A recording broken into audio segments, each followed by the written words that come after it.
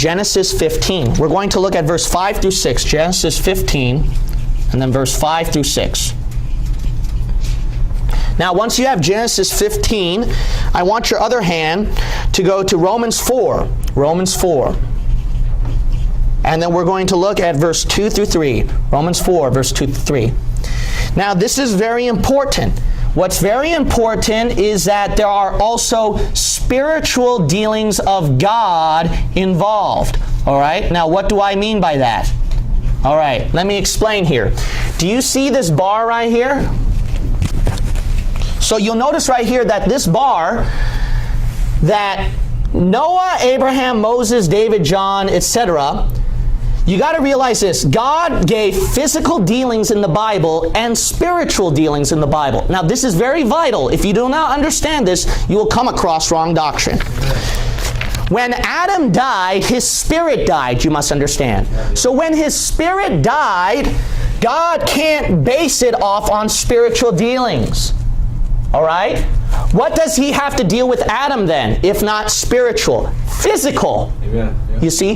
That's why it makes sense Noah and Abraham, they had to do physical works to get their salvation. Do you understand? Good. See, they can't do faith alone in Jesus Christ because that's spiritual. You see that? That's right. Christians, we can do that because we have a lively spiritual nature, and we'll talk about that more.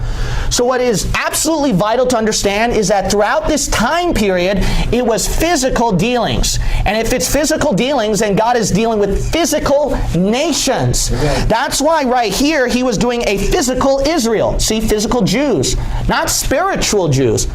That's what replacement theology wants to say, you see? But it's physical, literal Jews, because God had to deal with them physically.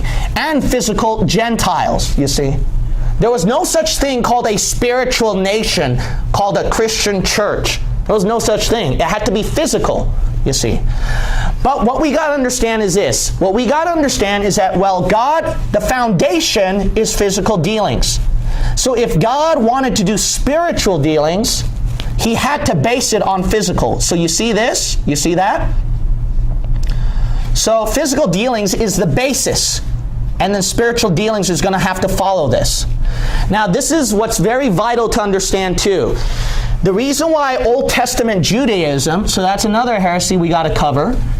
Old Testament Judaism, they do not understand spiritual doctrines that Christians believe in, is that they only focus on physical, you see. Not spiritual. You got to realize this. Throughout Genesis 4 through 50 and the book of Job, that's under conscience, you realize. Genesis 4 through 50 and the book of Job, that's under this age, this time period, conscience. During this time period, what we got to understand is that God was not just only doing physical dealings. There were some spiritual dealings involved too that God did. And that's where Christians get their doctrine from. So look at Abraham. He had a spiritual dealing of God. Really, Pastor? It was spiritual? Yeah. Because you're going to notice right here that it was only by faith, just faith, that he received the imputed righteousness of God, not physical works. Look at Genesis chapter 15, verse 5. Genesis chapter 15, verse 5. And he brought him forth abroad and said, Look now toward heaven, and tell the stars, if thou be able to number them. And he said unto him, So shall thy seed be. And he believed in the Lord, and he counted to him for what? Righteousness. See, it wasn't works. It was faith. Right. That's why Paul, so it's understandable, look at Romans 4. Look at Romans 4. That's why Paul was able to pull up Old Testament verses to prove spiritual Christian doctrines. You see that? That's why he was able to do that. Look at Romans chapter 4, verse 2 through 3. Verses 2 through 3. For if Abraham were justified by works, he hath whereof to glory, but not before God. For what saith the Scripture? Abraham believed God, and it was counted unto him for righteousness. So notice Paul was able to argue to Jews, hey, Abraham right here, he was counted righteous, not by his works, but faith alone, you see.